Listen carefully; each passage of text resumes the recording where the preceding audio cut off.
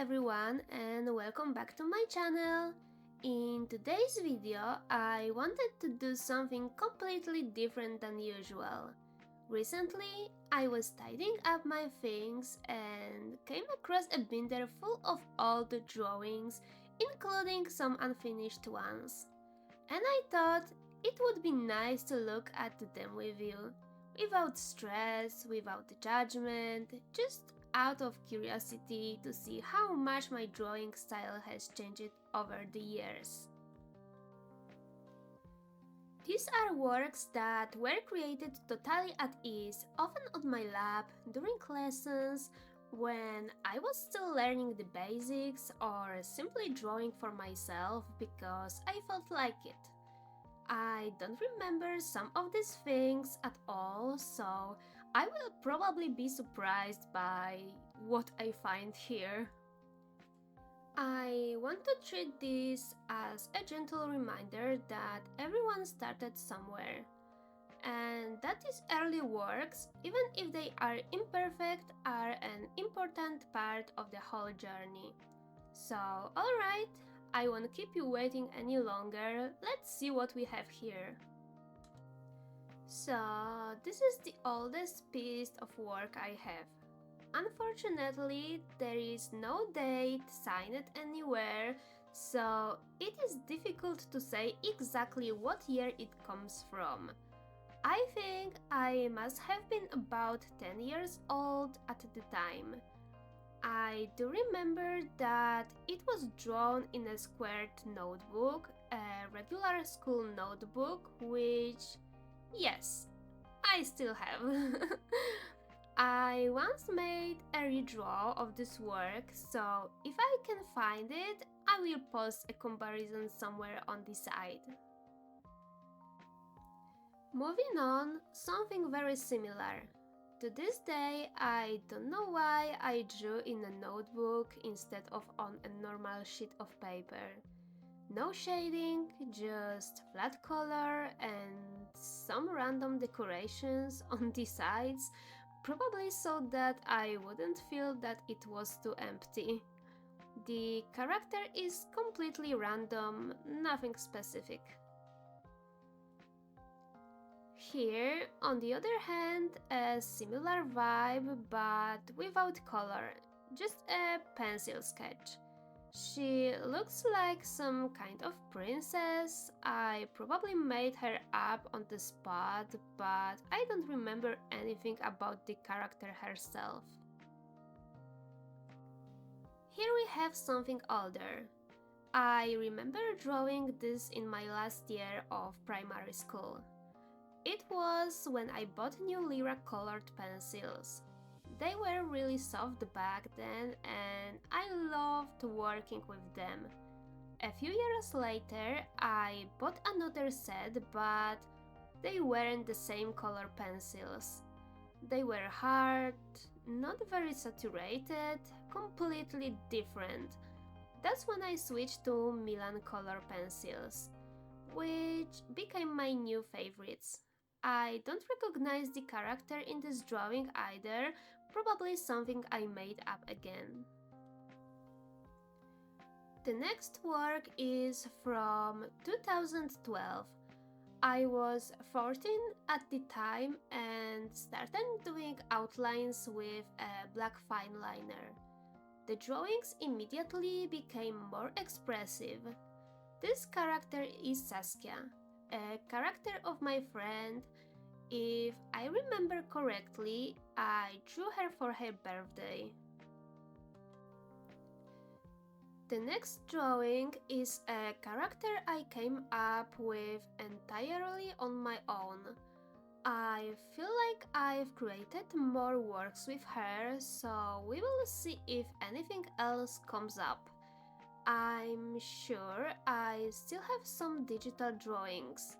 Let me know if you want a similar video but with my digital work. It could be interesting to compare all these stages. Here we have my chibi self-portrait. In secondary school, I had a really specific style of clothing. I was the person who always looked like she was going to some important ceremony. My teachers joked that I would probably never forget to dress elegantly for a school assembly. I dressed very elegantly, almost exclusively in black and white clothes with glans, knee-high socks, and very long hair. When I think about it now, I looked really great back then, although I didn't think so at the time. And here's another character I just made up. No story, no personality, just design. The whole drawing is quite flat, mainly because my set of pencils at the time had, I think, one or two purple pencils, so both the hair and the dress turned out to be exactly the same shade, which makes the whole thing blend together. In this drawing, I started to experiment a little more. Fine tip pens, pencil, and single color accents, such as the eyes. I loved drawing in this style.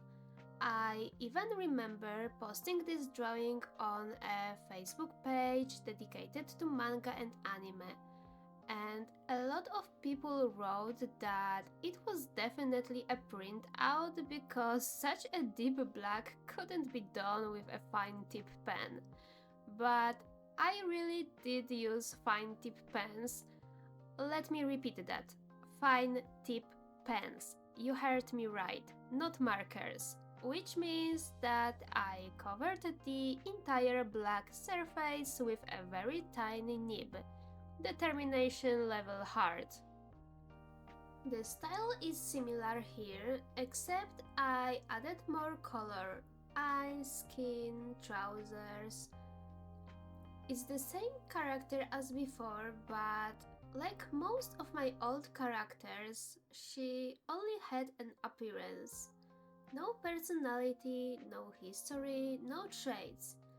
It still happens to me today, but more and more often I created characters that have at least a minimally outlined personality. And by the way, look, these pages are so old and they are starting to yellow. That's nostalgia in practice. Oh, and here, finally my first fan art. Does anyone recognize this character? If so, pause the video and write who is in the comments. Got it? So let's move on. It's Isaiah from the anime Durarara. I used to be a huge fan of this title. My mom and even saved me a cosplay hoodie. I don't have the hoodie anymore, but I am sure the photos from the photoshoot are still around somewhere. The female version of Isaiah was my pride and joy back then. And here, the same character appears for the third time. To this day, I don't know how it's possible that I drew her so often and never gave her a specific story. What's more, in the previous drawing, I signed her as Sore, and in this one the name Saki is written. The design is identical. Was it supposed to be the same person? Did I plan to make them twins? I have no idea. It was so long ago that I totally don't remember what was on my mind all the time. The chimney appears again in the next drawing. Sometimes I signed my work on the back of the page, but this time I didn't. So I have to guess. I think I might have been drawing my ex-boyfriend here. The hair color and clothing style would match, but the eyes are a little different, I think, so I am not sure. Oh well, let's move on. Okay, this is a strange drawing. I guess it was supposed to be something for Halloween because the characters are really creepy. The whole thing is done in pencil. I can also see that I worked on it for quite a long time because at the top of the page there is a note that I drew it from September to December. I think it's one of the longer projects from that period. The next drawing is a simple manga style portrait emphasized with a fine tip pen to achieve a deep black. It was drawn in pencil and colored in with a white fine liner to add some detail. I think it might have been a small commission from when I used to do commissions on DeviantArt. The paper has really yellowed over time. It's amazing how you can see the passage of time on ordinary paper. Oh, another chibi, and this time in full color. You can already see that I am starting to experiment with my style here. The outlines are much thicker than before. Needless to say, the anatomy is severely lacking. Her arm and foot look as though something went terrible wrong. This was back when I didn't know that references existed. I drew hands and feet solely from memory, so it's no surprise that they turned out the way they did. Okay, here we have something darker again, typically Halloweeny. I remember the day I drew this very well. I never did sports lessons, and that day the class was outside. I sat down on the grass and started sketching this character on my lap. At the time, I was watching an Asian horror film about the dolls, which inspired me to create this piece.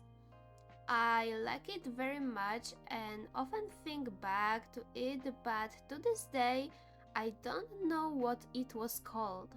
I've searched for many times, but without success. Are any of you familiar with this horror film? If so, please let me know in the comments. I would love to watch it again. Oh, more fan art! Just look at the blue decoration in her red hair. I think that's a great clue. Let's do it like before. Pause the video and write in the comments who you think it is. Paused? Comments ready? Okay, I will reveal that it's Orihime Inoue from Bleach. I used to be really into Bleach and my favorite character was Yoruichi, the absolute queen. To this day, I don't know why I never finished watching that anime. Is it true that a new season or some kind of refreshed version has come out recently? Let me know, because I'm clearly living under a rock and totally out of touch with the anime world. Here is another chibi, but this one is gigantic. So big that it barely fits on the page. This is Akemi, one of my older characters and a demon slayer. At the time, I was motivated by one thing: experimentation. I really wanted to achieve an ombre effect. Here it is on the dress, although I went a little overboard with the black on the folds of fabric. It would look nicer if they just ended in orange instead of such a strong black. I colored the weapon in a similar way, but here I only used black and red.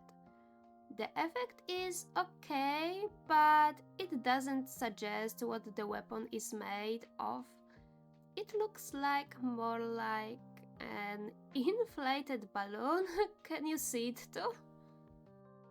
Next up is Akemi again. This time I experimented with the style to make it more me. Pay attention to the eyes, actually the cheeks. I used to shade under the eyes in the color of their irises. I thought it was really original, but today I would describe it as an interesting artistic decision. This time the dress is plain with no ombre. The anatomy is totally off too. The nose should be much higher. It now looks like the outline of the upper lip, giving the character a bit of a Voldemort vibe, I think. The collarbones are also in the wrong place. The hands are not terrible, but they are not good either. Did you also notice that I used to draw extremely thin eyebrows? Thin as threads, not very aesthetic. Okay, here is another chibi, and I have absolutely no idea who this is. Honestly, zero. I am not sure if it was my idea or my friend's. Anyway, the eyes turned out great. There are lots of tiny eyelashes and highlights in the shape of hearts made with a wild gel pen, as well as unusual makeup. But I noticed something else. At that time, I was pressing the pencils really hard. In some places, I literally rubbed the paper off, especially at the tips of the hair, where the color is darkest and where I applied the most layers. The next piece is a full-color mermaid. If I am correct, this is the second version, as I didn't like the first one at all. There's a lot going on here, a lot. There are saturated colors, fairy tale fish, and decorations on every side. If I were to recreate it today, I would probably tone down the colors, as I find the current palette a bit overwhelming. Here is an interesting fact. When I ran my hand over the drawing, I noticed that her ears, or whatever they were supposed to be, are glued on. My first attempt at coloring them clearly didn't work, so I made a second attempt, cut it out and glued it on top. I used to rescue my drawings this way quite often, especially the larger ones that I had spent hours working on. Rather than starting all over again, I would just patch it and move on. Creative problems require creative solutions, right? Here we have another one of my characters who I don't think I ever gave her a name.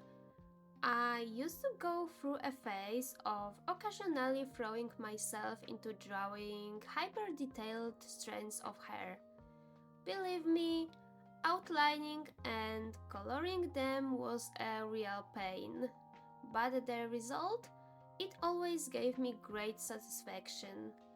I remember the moment this drawing was created perfectly. I was spending the night at my grandparents' house.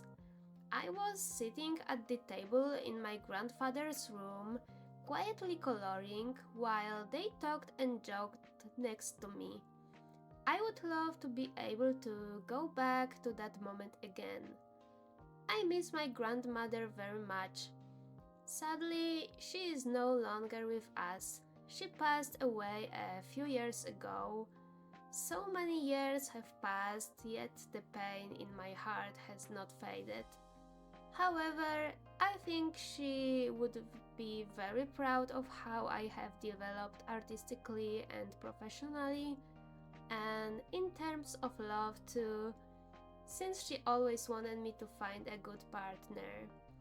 I have found that partner, and next year we are getting married. I can't wait. Oh, here is Imeko again. This time, her devilish side is much more apparent. She has horns and a tail. I loved designing new outfits for her. She had a lot of them, and there's also a playing card motif here. I've always found them fascinating. Speaking of which, have you seen the final season of Alice in Borderland? I love it. I even got my fiance hooked, and now we are both obsessed. Here's another drawing of Imeko. This time she is wearing a new outfit and has devil wings. I remember being incredibly proud of this piece, particularly the pose. It was really difficult to draw, and yet I managed it. Perhaps that's why I have such fond memories of this drawing. Here is another character I created. If I remember correctly, I named her Vivienne. Just look at her necklace. I used to have one just like it. When I was younger, I loved designing all kinds of chokers and necklaces, and this particular design was one of my favorites. Here is Vivian again, but this time in chibi form. I feel like I never finished this drawing. You can only see the outlines here, not a single color, no shadows, literally a sketch with no continuation. The next drawing is a pencil work, and to be honest, I still really like it today. I achieved a very deep shading here, although I think the character could be a little brighter, then it would contrast better with the rest and catch the eye. And of course, the doll vibe. This motif often appeared in my work. The next one is a tiny portrait in black and white with a touch of blue. If I remember correctly, I named this character Shero, and that's all I know about her. I miss the white highlights in her hair, the kind made with a gel pen or a light colored pencil. Now the strands are barely visible and you really have to stare to see them. A few white strokes would make a huge difference. Oh, and what about this character? Do you think there's something odd about her? The thin black streaks and stripes on her clothes? Yes, it's her again! First it was Sore, then Saki, and now it's Sake. This character's name has evolved faster than I have. Still, I like this drawing because I rarely drew whole bodies from head to toe. Usually I end up with portraits or waist-up shots. And here we have a small but significant surprise. Did you know that I also draw in a realistic style? Most of these are portraits. This one depicts Taisa Farmiga, an actress known for her roles in The Nun and American Horror Story. And can you believe that this was my first portrait done with colored pencils? Just ordinary colored pencils, a set of 24 colors from Milan. I was incredibly proud of myself at the time. I still really like it today. Here, in turn, is a portrait of a friend from secondary school. Interestingly, I attended her wedding this year. I had completely forgotten that I had ever drawn her. I was shocked when I found this portrait in a binder. I immediately sent her a photo, and funnily enough, she remembered the drawing but thought I had thrown it away a long time ago. So many memories. This one of the few realistic portraits that I really like. It's clean and expressive, and the resemblance is very accurate. The next portrait is also of my friend, but I prefer the first one. You can see that I used much softer pencils this time. This took away the sharpness that I love so much in my drawings. Nevertheless, I have a lot of fondness for this piece of work. After all, it's still part of my artistic history. That's all, but my binder has a separate section containing drawings that were never finished. Do you enjoy looking at things like that? I do, so without further ado, let's get started. First up is a character drawn in full. I even started coloring it in, but I think I used the newer version of Lyra colored pencils, which were so hard that they hurt to see. I think that's probably why I never finished this piece. I have a feeling that I tried to redesign the shadow here, but I can't say for sure.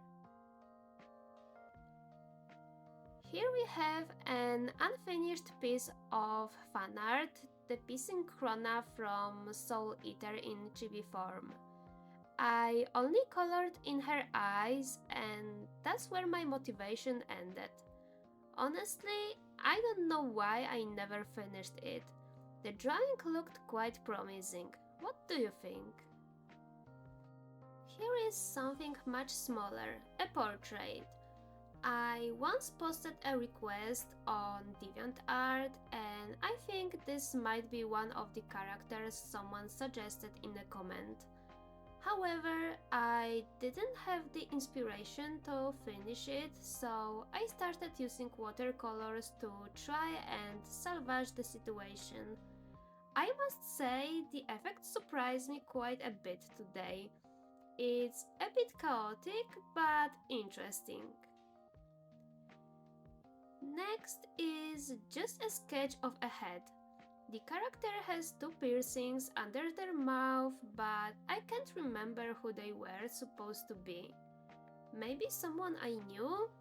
Or someone I used to write to a lot back then? I have no idea, but it's nice to come across something you've completely forgotten about.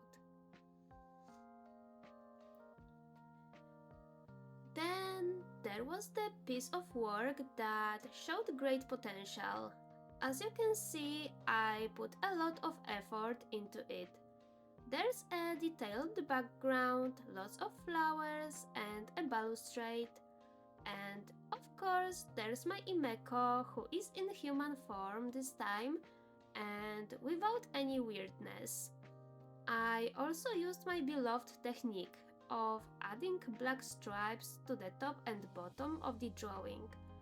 At the time, I thought this made the work look more cinematic, you know.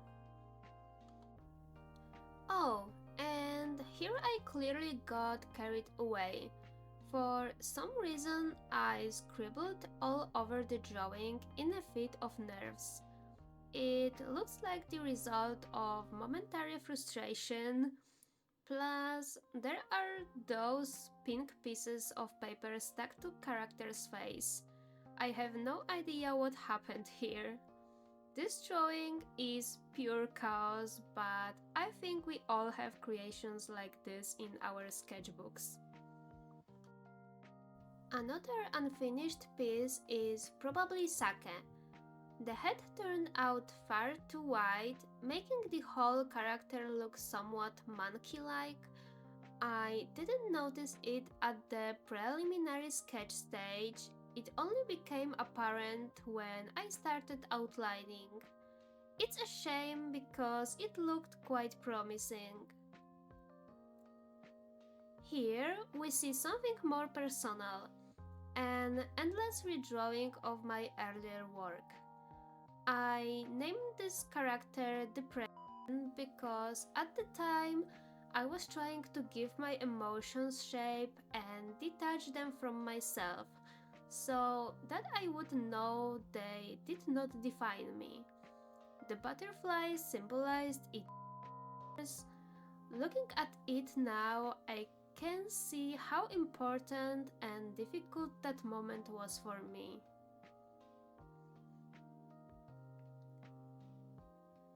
Here's another redraw, this time of my character presence, inspired by horror films such as The Conjuring and Annabelle. I would shade the blonde hair completely differently today so that it wouldn't look so flat. But I'm still surprised that I never finished this piece. It had a really cool vibe. Oh my, this drawing must have been created for my exhibition over 10 years ago. The exhibition was held at the City Library, which is renowned for its poetry collections. One of these volumes contained a poem of mine that told a legend associated with my city. The organizer suggested that I create an illustration for it, and here it is. I don't think I need to say how amusing and embarrassing I find its appearance today.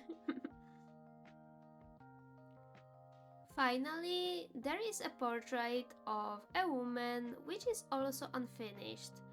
I started filling in the background with a very soft pencil, but I quickly lost patience because the work was incredibly tiring.